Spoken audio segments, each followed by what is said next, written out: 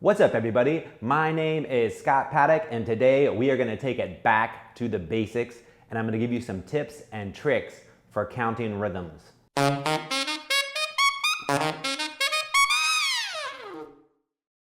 Now, obviously, in a YouTube video that is about 10 to 15 minutes long, I can't teach you how to count every rhythm, but what I'm going to do is help you organize the way you look at rhythms, which is going to make figuring out tough rhythms a whole lot easier. So let's start at the very beginning. The first thing that we're going to think about is a measure with a whole note in it.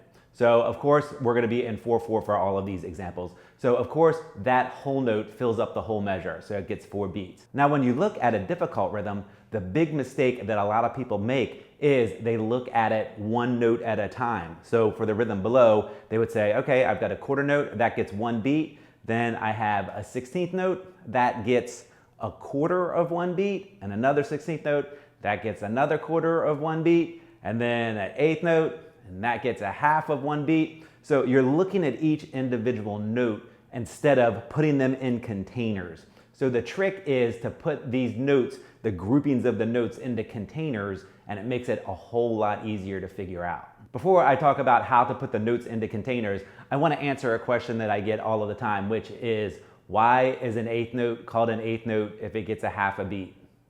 Why is a quarter note called a quarter note if it gets 1 beat? So notes are named for how many of them it takes to fill up a measure of 4/4. They are not named for how long they are held. So a whole note, which would be the fraction of 1/1, is 1 note for the whole measure. A half note, which would be a fraction of 1/2, has 2 of them in a measure. A quarter note, 1/4, has 4 of them in a measure to make up a full measure. An 8th note would take 8 eighth notes to fill up a full measure. 16th note, 16 of them. 32nd note, 32 of them. 64th note, 64 of them. So the note name is telling you how many of them it would take to fill up an entire measure, not how long you hold that specific note. If you're watching this video on how to count rhythms, I'm guessing you're trying to get a lot better at counting rhythms. In my sax school, the Scott Paddock Sax School, I have an entire section dedicated to counting rhythms. So it's a lot longer than this. It goes step by step, introducing each note, breaks it down. By the end of it, you're going to understand how to count rhythms really easily, and you'll be able to work through it in a week or 2 at the most. And everything is done in a step-by-step process. So if you're looking for a way to learn how to count rhythms or count rhythms better, check out the Scott Paddock Sax School. There is a link in the description. Now, let's talk about how to organize these notes. I like to call it putting them in containers. So if you think about it, if you went to a grocery store and you bought a whole bunch of groceries and you just tried to pick them up with your arms and walk to your car with the groceries not in a bag or any kind of containers, they'd fall all over the place because you're just trying to hold all of these random groceries. The same thing happens when you're trying to count rhythms. You have a whole bunch of notes in a measure and it's like, they're all over the place. I don't know quite how to organize them except going one by one. That is not the strategy that you want to take. What you want to do is break it down to quarter notes.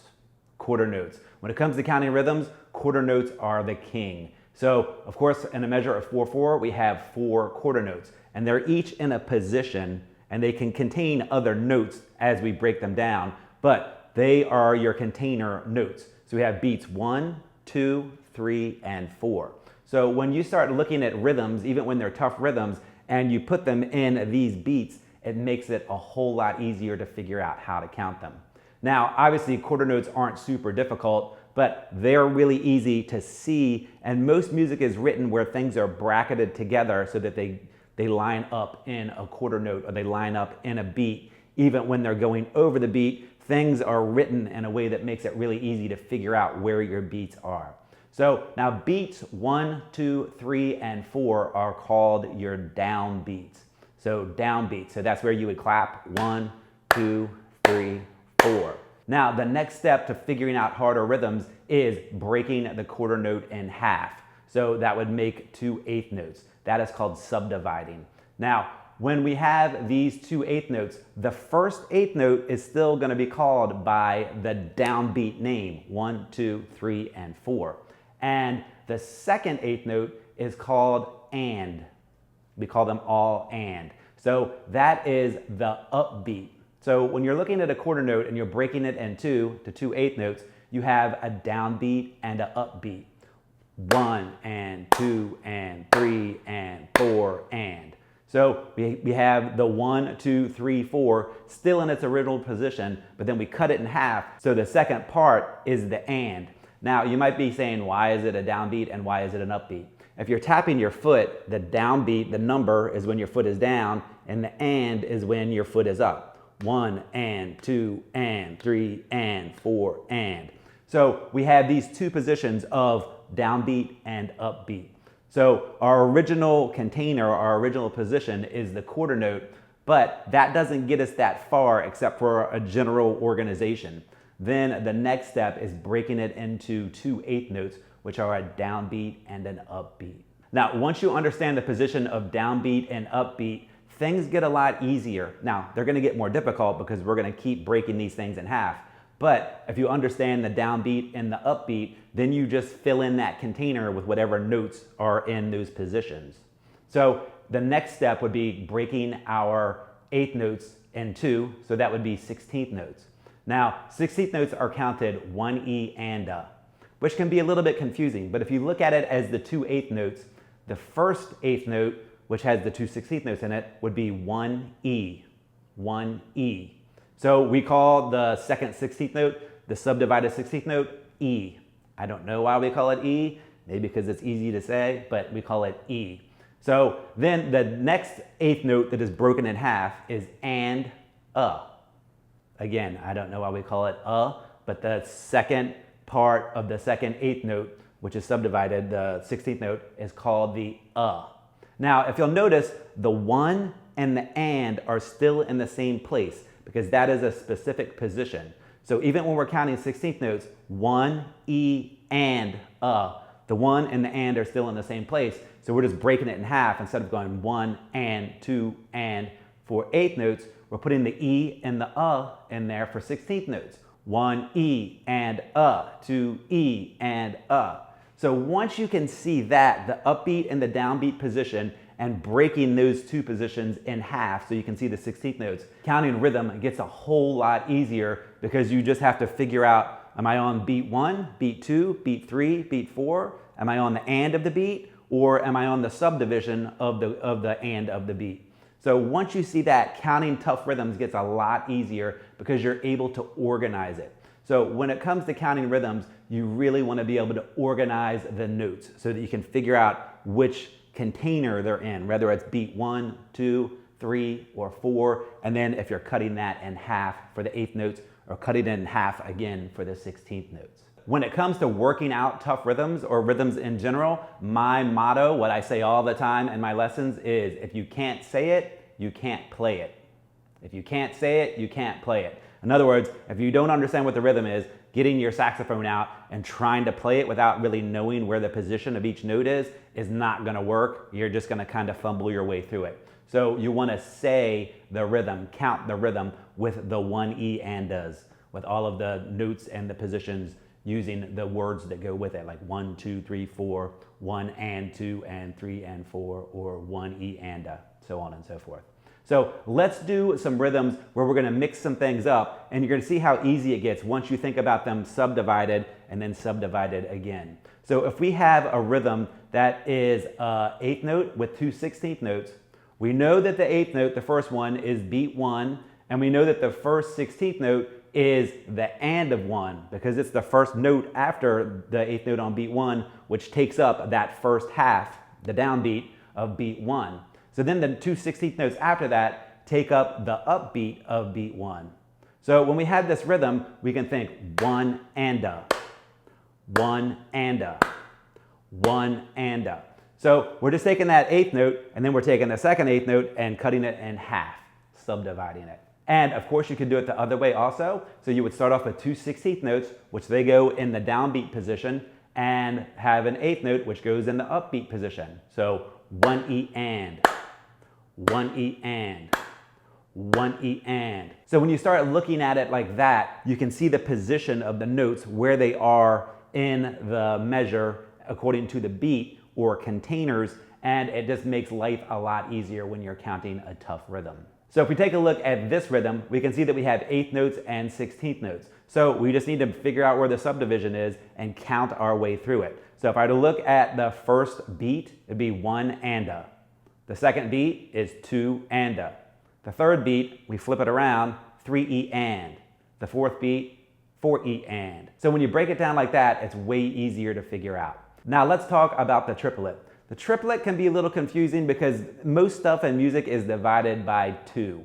So you take the 2 and you can turn it into 4, and then you can turn it into 8 and 16 and so on and so forth. But with the triplet, we're taking one beat and turning it into 3. Now the way I teach counting triplets is to use the word triplet. So you use the word triplet. There's 3 syllables in triplet, and there are 3 notes in a triplet. So when I'm counting triplets, I go triplet, triplet, triplet, triplet. So we can throw that triplet in and it takes up a full beat. So now that we've talked about how to count and more importantly, organize rhythms by the position that each note is in and putting them in a container of 1 beat each and thinking about the upbeats and the downbeats, let's take a look at a difficult rhythm and apply everything we just talked about to it. So if you look at this rhythm, we start off with a triplet.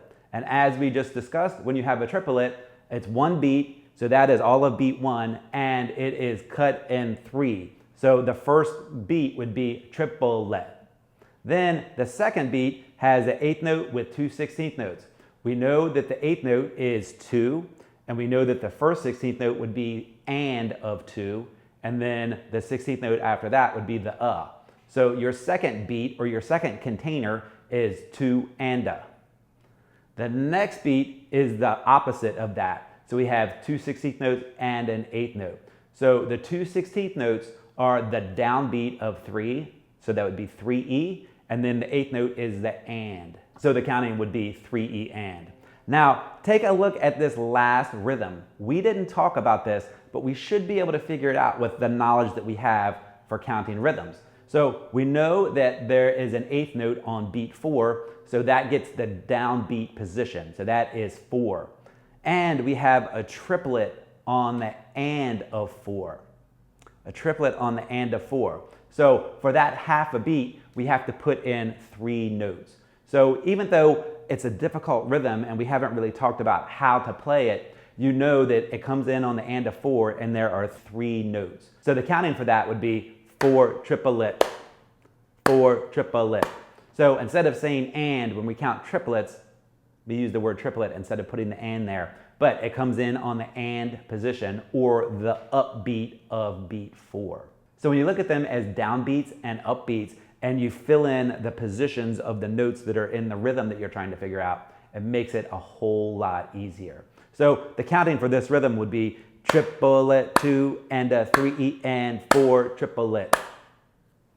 Now the good news is the more you count rhythms, especially if you say the rhythms out loud and you figure out the position of each note, the easier it gets to count rhythms. You'll be able to just look at a measure and see the positions. And even if you have something that's difficult, you might not be able to figure out the exact counting right away, but you'll know where it lies in the measure, its position in the measure, whether it's beat 1, 2, 3, or 4, whether it's the downbeat or the upbeat. So those are some tips and tricks to make counting rhythms a whole lot easier. It all comes down to how you're organizing what you're looking at. Thanks for taking the time to check out this video. If you now have a better understanding of how to count rhythms, I'd really appreciate it if you give me a thumbs up, leave me a comment below, and subscribe to my channel.